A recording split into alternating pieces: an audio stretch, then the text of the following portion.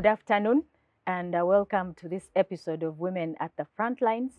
My name is Monica Moding, your host, and as usual, I would like to thank you for giving us your time this afternoon on this Saturday to check out this program in which we inspire you in your journey of leadership. And this afternoon, I'm delighted to be hosting a very rare woman, very quiet, but doing a lot in the political arena, and a politician in every right as possible, as you will hear her story later on. Our role, of course, is to bring you such women to inspire you, because through this program, we are hoping to raise more women leaders, not just in politics, but mostly in politics. We are looking towards 2026 to have women in every political seat in Uganda, particularly the directly elected seats. And that's why we endeavor to bring you such women. And the lady that is here with us has walked the journey of being in politics, but in the directly elected seats in the country. So your role is to sit and listen in and pick some lessons, be inspired, and follow us on our chat handle, Women Rise, on our Twitter handles, but also on other social media pages that we are on.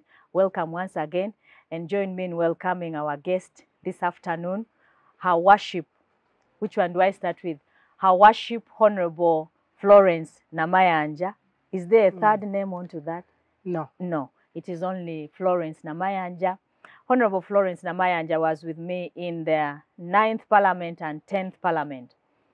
But before that, she served as a council member at the division of Kawempe, moved on to Kampala City Council then, and then joined Parliament in the 9th and 10th Parliament, and thereafter is now serving as the first mayor again in Masaka City. So this is a very delightful guest. Welcome, Honourable. Thank you very much. Thank you so much. Happy New Year. Happy New Year to you. You're looking fresh and so good. Thank you. I'm also delighted to join you, Monica, the Monica I know. Yes. I worked with you in Parliament. Yes, ma'am. We worked as women leaders. Yes. Leading the women in Parliament. Yes, ma'am. So I'm happy to be here with I am so delighted hosting you here. I knew one of the people I had to look out for is you. Thank Why? you. Because the seats that we are talking about and encouraging women to join, you have been a pioneer actually in most of in this journey. You've stood in direct seats in all your political life. Yeah. And this is a political seat that many women fear to venture into. That's why we want to hear your story and use it to inspire other women. Later on in the trainings we shall have your story, and also you'll be invited physically to share with these women. And we are believing, God willing, that in 2026, in Uganda, we shall have, because we can no longer wait for affirmative action to deliver us the miracles, as you know, Honourable. As we served as women leaders, we had only about 20 women. It has never exceeded to have more than 20 in any parliament. And so me and you have a role to play in terms of getting more women out, spreading out, encouraging them, empowering them to do that. But before we go into that detail, there is usually a question. People may not know who this girl, now woman or grandmother, but we are always girls. To our parents, we stay girls. So somebody out there would want to know, how did this girl come to be where she is now? Because it's a journey of growing up in leadership from a girl to, you know, these leaders, girls to leaders that we see. If I can share my story. Yes. Just right from my humble background. And that's what we want to know. I'm a girl out of 8 children of my mother. Wow. I'm the only woman, only girl. Among the 8? Among the 8. Wow. So I have 7 brothers, and I'm the only girl. Wow. I grew up with them.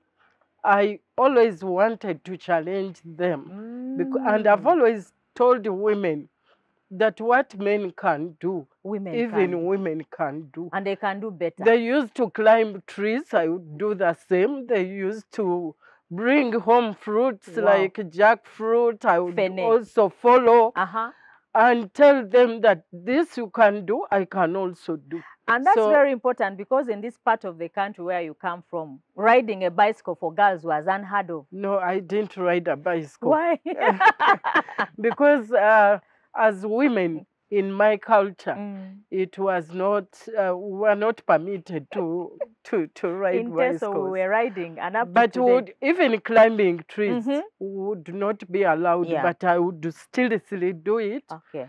Go and challenge, play football with them, because they were the only people I could interact with. So that's how I grew. Your brothers. And when I grew up, most of my friends, in fact, I've got that encouragement from men. Most of my friends are men. Wow. I'm also a businesswoman. I'm doing business.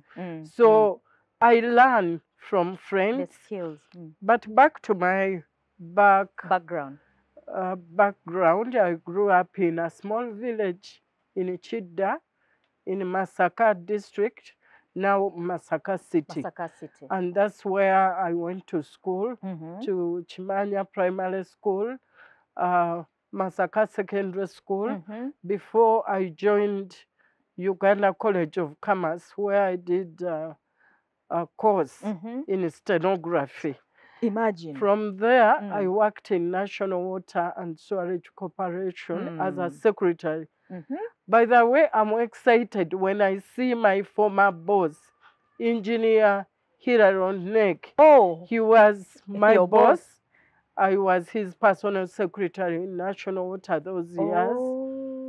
And at that time, he was not a politician, of course. No, he hadn't. He was the managing director of National Water and Sewerage Corporation.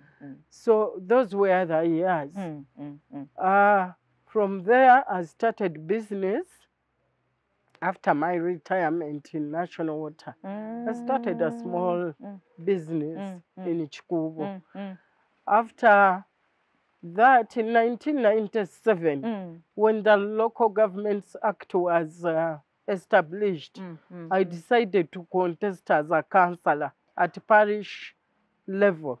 In 1997? Yes. So initially, you were the people who were the first to implement that act? The Local Governments Act. Yeah, Local Government Act. And I stood in Komamboga parish. I stood with men.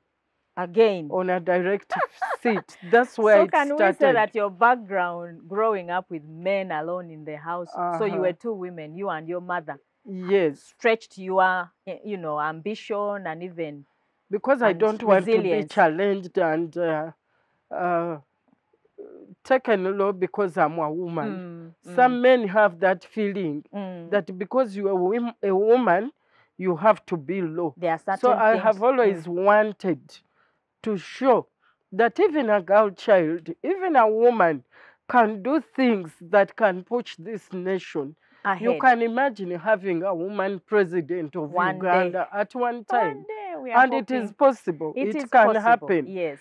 So after 1997, in Kawempe Division as a councillor and also as the Secretary for Finance then, in 2001, I stood as a councillor at the district. Wow. And in 2006, I went back and contested as a councillor at the district, Kampala district. And that's when I was appointed to be the deputy mayor of Kampala City. Were you not the first mayor as a deputy then at that time? There was a deputy. I think Sarah Nkonge Muonge served in that position. Before you? Yes. Okay.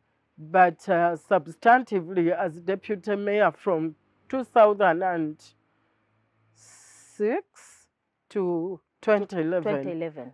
I served as deputy mayor of Kampala City. Wow. And went through a number of challenges. Wow. Which have helped me a lot to this level, because in 2011 I went back home and contested as a member of parliament for a constituency this time. Yes.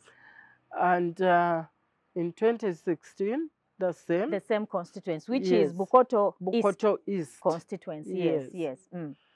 We would like to understand that journey, because you see there are people watching. Our followership that is growing is a followership of politicians, basically. I believe people who are interested in, in the journey that we have, people who are interested in, walking their own journey of leadership.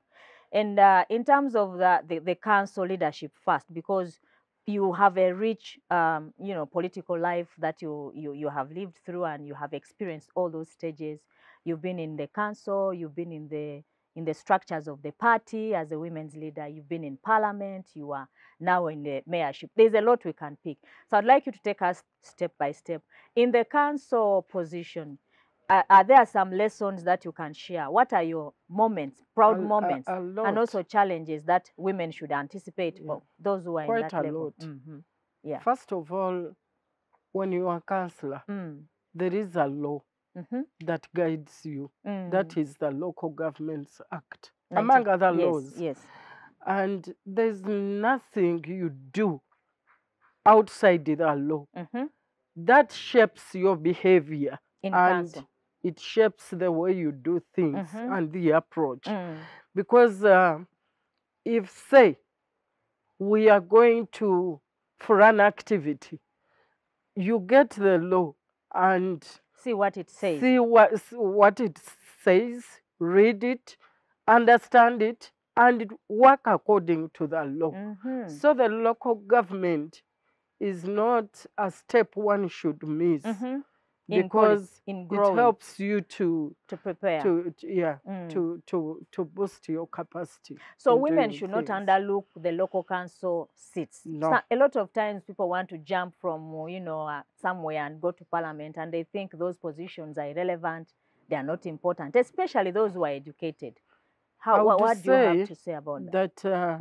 If you want to give services, you shouldn't jump any step, because it's about giving services and providing knowledge. Leadership. So local governments, leadership at local governments, you are at the center of serving the people, because you are near the people. Going to parliament to legislate should be something which you have to achieve afterwards, because you will now know the needs of the people, what they want, what you have to offer, how you share and how you communicate.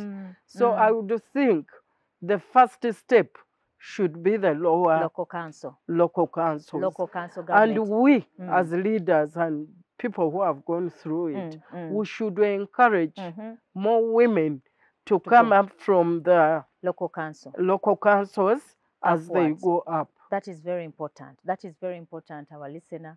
For those of you who think leadership is not provided at the local council, here is an example of a person who has journeyed through, and more importantly, looking out for service delivery. That is your emphasis, because at local government, you provide services. You deliver. Okay, you take the services nearer to people, you identify their needs, and then bring them to the central government.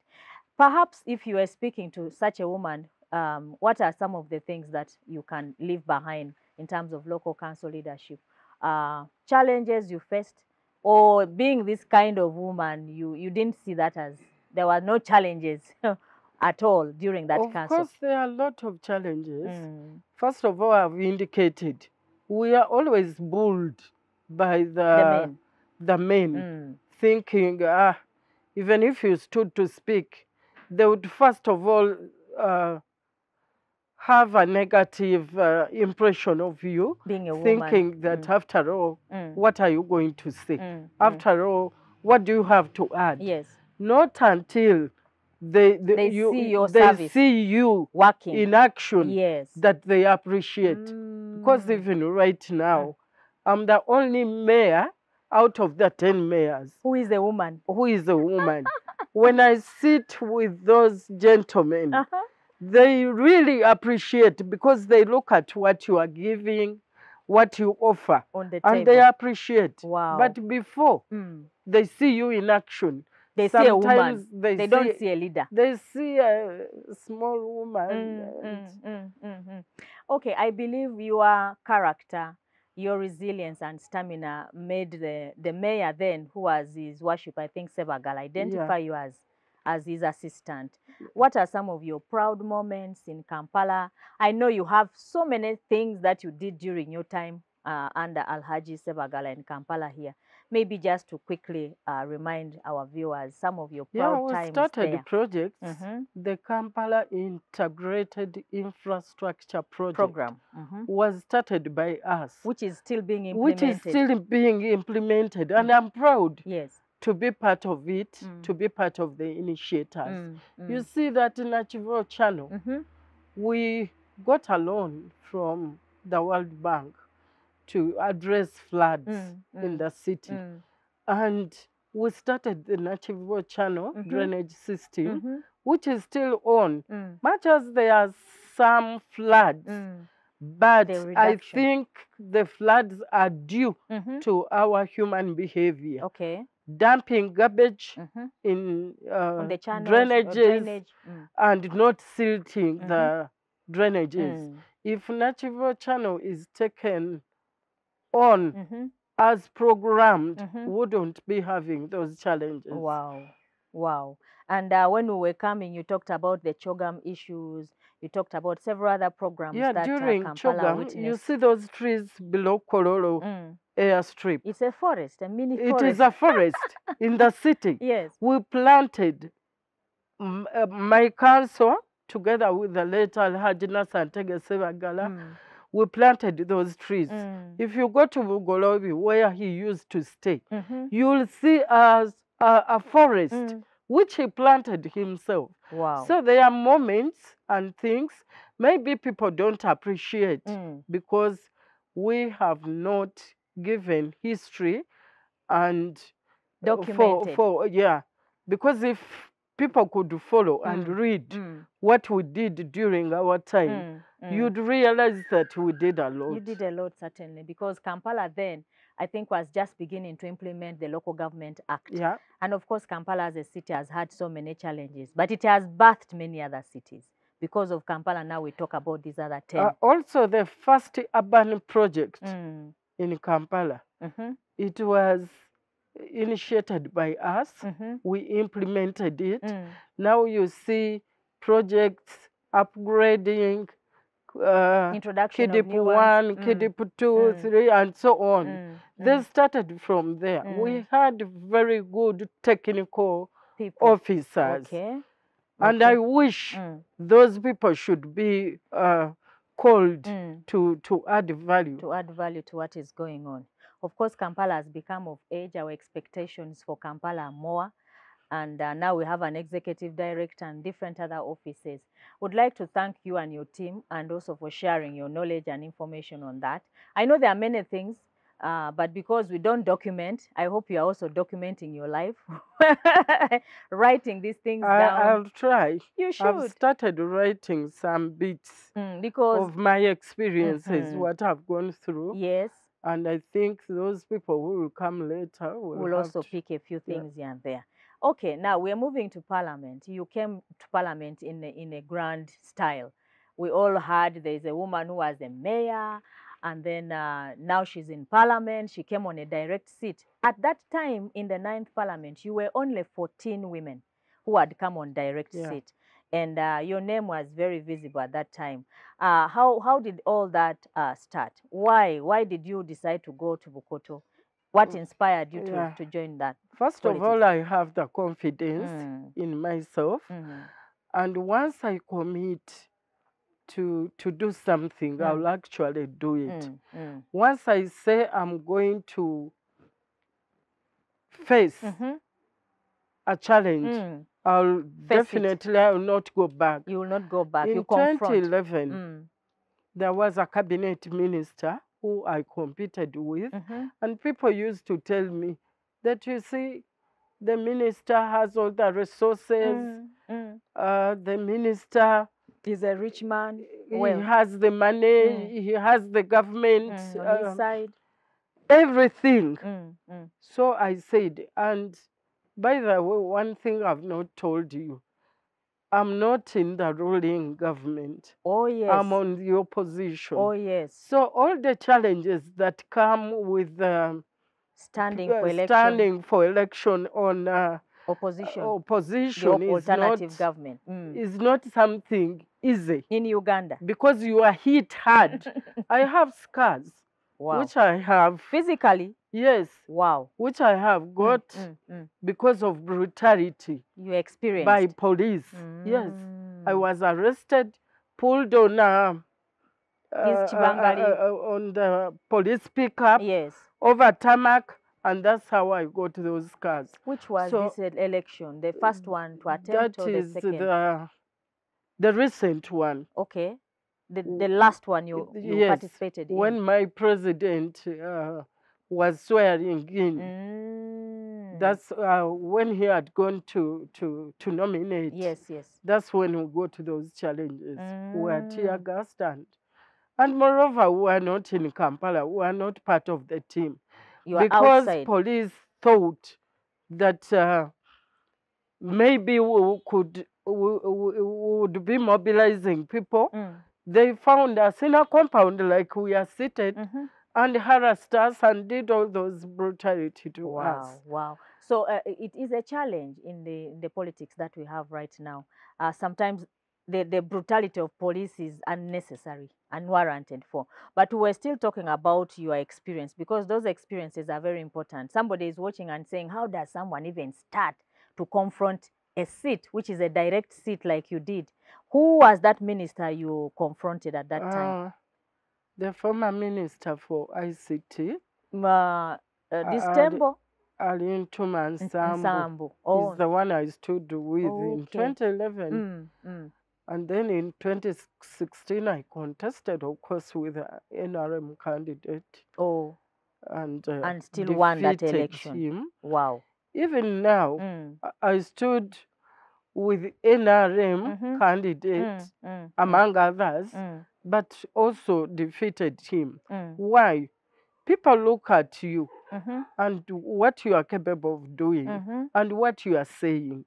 I think people have been also, despite all what happens during campaigns, including vote stuffing and, including intimidation, bribery, all those.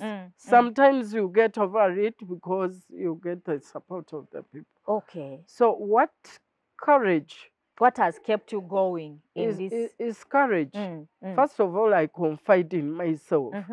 And I know once I say that I will make it, I make it. I move on. It's courage. That is your character. Because many people are intimidated and they give up. They give up very easily. So you're one of those courageous women. You go for it and say, I will not stop. I will confront that challenge. And of course, you move on. As a leader or as a politician, you need to have a thick skin in many ways. And of course, there could be also other values that our listeners can pick from. What has, other than having that courage, what are some of the things that have kept you sober and alive in your political life? First of all, the support I get from my family is very important. The support I get from the friends is very important. The confidence people have in me, they encourage me. I was a member of the Democratic Party before I left.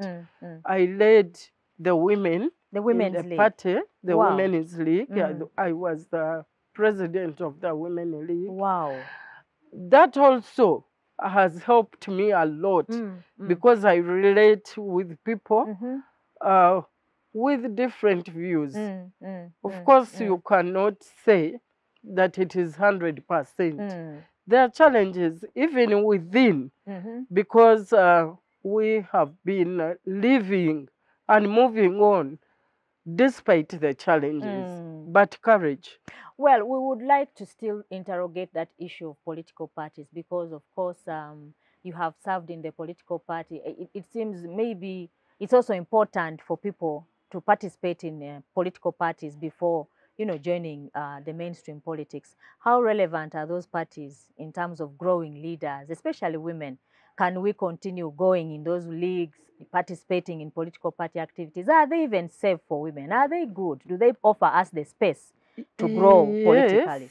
Yes and no. Because it depends on the leadership of the party. Who steers and what are the intentions. And why should one leave a political party for any reason? There should be a reason. There should be a reason. Yes. Because of the many challenges that we face, some are personal, others because you cannot know the intentions of the other party, even if he's your leader. Sometimes you fail and give up and say enough is enough. Enough is enough. I'm moving out from this party. When we see people who move from party to party, we think that they are political prostitutes sometimes, and they keep moving from this party to another. That's what Ugandans think.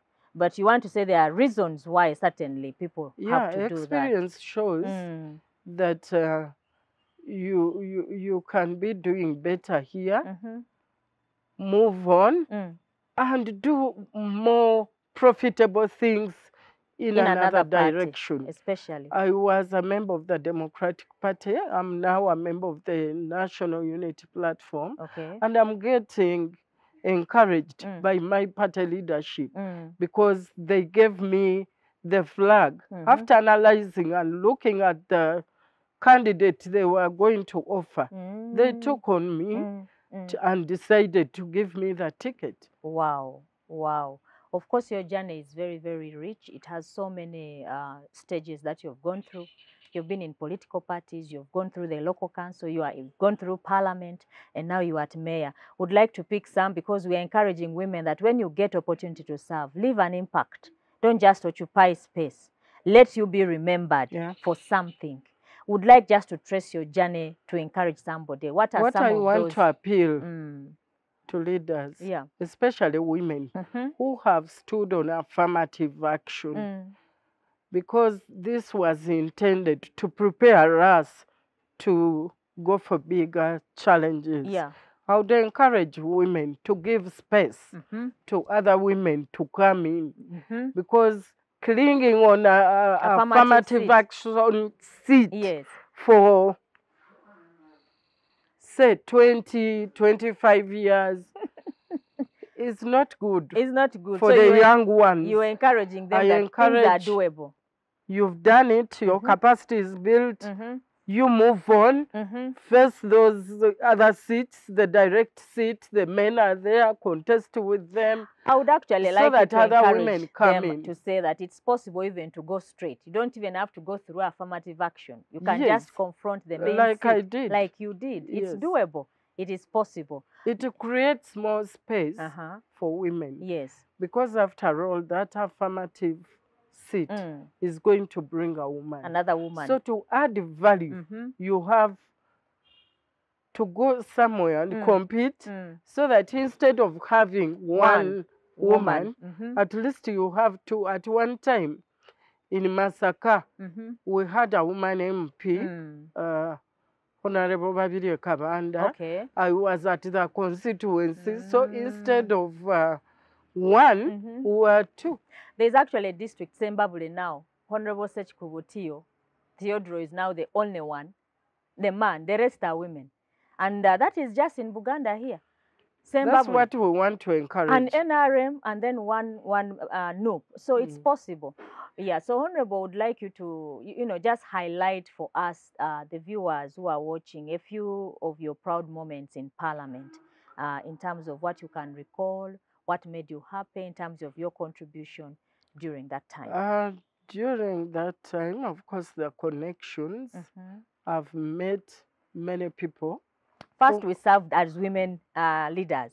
We brought the bills, you remember? Yes. That one is an intentional impact we made, because we wanted to get 4 bills coming to Parliament which are gender-related, gender-sensitive, and that we delivered in the last Parliament, I believe. Yes, we did. Although the President didn't sign. You also sponsored one of the bills. I did. And we shall, the record is going to remain. Yes, yes. Much as some of the bills were not assented to by the president, but our efforts can be recognized. We have met people. We have got connections. So I'm proud that at one time I was in Parliament legislating. Of course, being the member in the opposition in the alternative government has also not been easy, influencing the policy of government and doing all those things that you did. That's very important. What about in Bukoto, the other side, in terms, of course, I just took you by surprise. Some of these things you may not have thought about them, but there are many things that you could have done that can be remembered about you. But in Bukoto East, one thing you remember, even when I used to stand up to speak on other issues, the speaker would say, "Are you going to speak about Bukakata Road?" That is an achievement. Is it worked on now? It is. It is, and I'm proud that the people now going to the islands are using a very good road. The people of Bukoto East have their memories. I remember and they will going always to that remember road me. when we were going to Kalangal, and the road was so small. So that is the road you mean is now tarmacked, and it's very easy to access. Okay, yeah. And in terms of the constituency work, the other small things that we do, what other things can the people of Bukoto remember you for as a member of parliament during that time, in terms of your small interventions in the constituency? Of course, mobilizing them to form circles to do this, income generation. Yes. Yeah, there's a POESA program which we have advanced with the Pokeno. People are saving. The livelihoods have improved. They can do some small business for living. Wow. We're talking to Honourable Florence Namayanja, whose life story is very interesting, especially for politicians, those who intend to join politics, who would like to join political parties. Many things that are lessons we can share, and those are the things we want to pick from her here and there as we prepare, as we journey in this politics and also leadership in Uganda. So, Honourable, in terms of this journey of your life, if you're speaking to another young Namayanja back, like in 20 years back, what would you tell such a young woman who is very interested walking the same journey that you are walking in right now? First of all, we need to assist the young women into telling them about politics and the achievements of politics. So that they don't, like, we are being bashed, those are politicians. So first of all, you have to like politics. We have role models. We have women whom we can say, yes, they are there for a reason. Live by example, call them, induct them into the system, tell them the good. Because what people are seeing right now, the way politicians are being harassed, the way human rights are being abused, it may put a negative thought on the young people. Yes. And fear to venture into those kind One saying, why should I go that direction? Because probably I'm going to be harassed and even die because we have lost people. I think we need to do a lot. All of us. We need to do a lot and inspire young women. Yeah, and of course it's very important. That's why we are here, and we shall be doing more in terms of reaching out and encouraging, going to villages, nurturing young people and training them in these things. There is a big question usually that people ask, how do we manage, how do senior women leaders manage balancing family? You are a mother, you're a businesswoman, you've raised great men and women. I don't know how many, 2 girls, 2 boys, probably. Men now. Yeah, men. I'm now nurturing grandchildren. And it seems throughout their life you were in politics, because you started politics at what age? Probably 25 or less.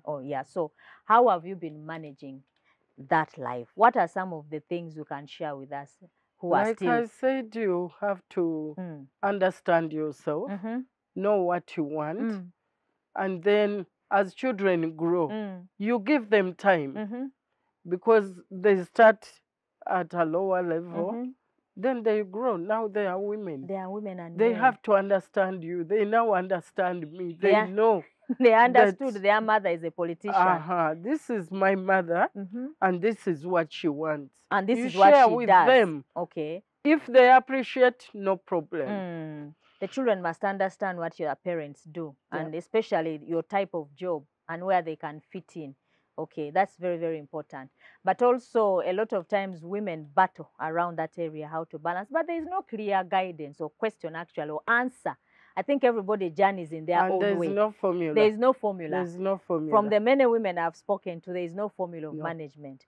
But somehow you must balance being a leader, you must balance being a good parent and a mother, and also balance being a, you know, all those other roles that we do, business women, you know, and also manage our family. So I would like also to pick your thoughts in terms of the future of our country, the discussions that are going on, the work that you have done in Parliament. Are you satisfied with what our, you know, where we are at as a nation? What more? What, you know, what is the future of Uganda? How do you see our country? What would you want to see? Yeah, really? When I was in Parliament, my observation was there is a lot of political influence by the ruling party. I think Parliament has been taken not to be independent because each time a bill or an issue comes, they have to consult the president. So meaning the independence of Parliament, is being has been abused and watered down. So we no longer have that kind of independence. Yeah, of course, you are hearing so many things happening. There is a proposal coming recently on the parliamentary system now. I think yesterday it came to the House. What are your thoughts about that? I think that is madness. Because if it comes to the level of taking away the freedom of people to choose their leaders, their president. They will say when they choose the member of parliament, they have chosen somebody who can represent their views, including the right to vote the president. I think that is very wrong because a member of parliament is an individual and representing a small area, a constituency or a district. So you cannot take it further to say that because you have been chosen, then you can choose for us. So you are not going to support that? I can't. I can't support it. And I'm saying whoever is advocating for it must be checked upstairs. It's not, they are not normal. But as you know, Honourable, we were with you in Parliament, and we, on that particular age limit issue, I was on the side of others who did not want it to be amended. And as it is, you know, the maneuvers that happen in Parliament, I know that that is going to happen, probably, with like all the machinations that happen. Like I said, Parliament is not working independently. Somebody has influenced it and will continue to do it. So things are going to happen the way he wants. But that is not what the people want. And it will not stop us from telling the people the right things and what things are supposed to be followed and how things have got to be done. All right. We've been talking to Honourable Florence Namayanja, the Member of Parliament, Emeritus, immediate former Member of Parliament for Bukoto East constituency, and now Mayor of Masaka City. Honourable Namayanja, you have done it all. You started in council, you ended up at the district council, you have gone to Parliament, now you are mayor. What next? Are you going to go for presidency to be the first woman like Suluhu in Tanzania? Maybe you can give us that. Yes, sometimes opportunities come, and once opportunities come, you cannot push them back. Aside. So we shall cross the river when we get there. Otherwise, after whatever I've gone through, I feel I've done enough. You have done Others can come on board And I want to encourage the young ladies, the young women, those in school and those already out of school in jobs and in other school, places. we have platforms where we can groom leaders and look at the leadership, offer them opportunities if they are there.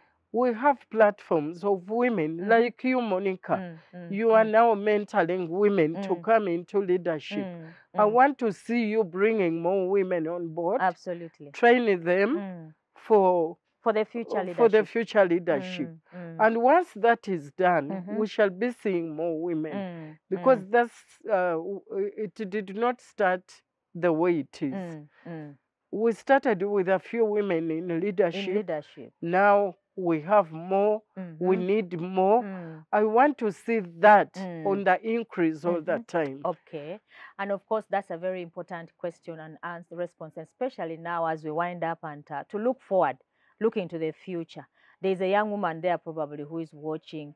I don't know, as we move towards 2026, which is the next round of election in Uganda, how would you speak to that young woman? How would you prepare them? What are some of the things they need to prepare towards the next round of election? As a leader in a political party, of course, we are doing it in-house because we are looking at all levels. Not only parliament, we are looking at council, local council, then we are looking in the local governments at the districts. We want to see leadership, even in parliament. So our main focus is to see young ladies, young women coming out to join politics. And once that is done, we cannot achieve it because identifying leaders is not also easy. It has to be intentional. It has to be a process. We have to encourage them, interact with them, talk to them, so that when it comes to 2026, as we do it in our national unity platform, I'm very sure even the ruling government, the Democratic Party, FDC, and other parties, all political parties will be attracting, will be mobilizing women to come into the leadership. Especially now when things change, if it is going to change, where now every party will be looking, it will be a do or die. Every party will want a candidate to come because then the MPs are the ones who are going to decide who the president is going to be. Yes, ma'am. You are telling us a few things in preparation for 2026. Yeah, basically that is what we have to do, to have leaders on board. But if I was listening to you and you are preparing me for that election, how can I learn? What are some of the 1, 2, 3 steps? Looking for money, perhaps. Should I look for money now? Or how do I network? How do I reach out? No, Which you party do I cannot join? start by looking for money. You have to, first of all, get that courage and motivation before you think of money. Because when we talk about people coming into leadership, whenever you talk about money, they get scared. They get scared. Because most of the people, what they put in doesn't come out. Back. Yeah. So you have to get the motivation, you have to get the encouragement, prepare yourself, accordingly. Then we start looking for ways of getting money. Okay. So you have had it all. Our ladies who are watching this evening, Honourable Namayanja, Florence, her worship has taken us through her journey, a very rich journey, I can say, from the local council to parliament and now to the cities. She's pioneering. She's been a pioneer of all these things. Yeah. Pioneering in the constituency, pioneering in council, pioneering at the mayorship of Kampala City and now the new cities. So her story is very rich and I encourage you to reach out to her as an individual, those who may be interested in going in the direct seat into the murky waters, not necessarily the affirmative action. She's a typical example of someone we can learn from in terms of direct election or direct seat in politics. And of course, I would like to encourage you to reach out. If you're that kind of person, please reach out on our, on our media handles, our contacts. because eventually we are looking out for such people, intentionally doing that. And I would like to thank our guest this evening. She's a woman of few words, but more action.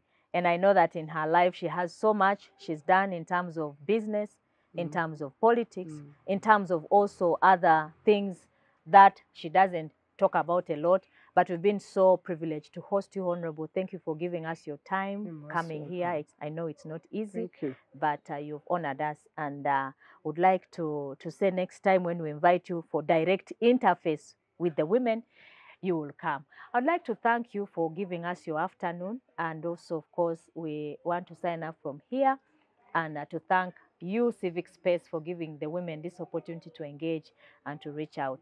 And of course, Constitutional Center for Constitutional Governance here, where we are at for the space for the engagement of the citizens in the matters of politics and other things. And our partner, Great Lakes Institute of Strategic Studies, and the women's movement, training women, supporting women leaders, nurturing women leaders. We want to thank you for your support this far. Would like to sign out until next Saturday.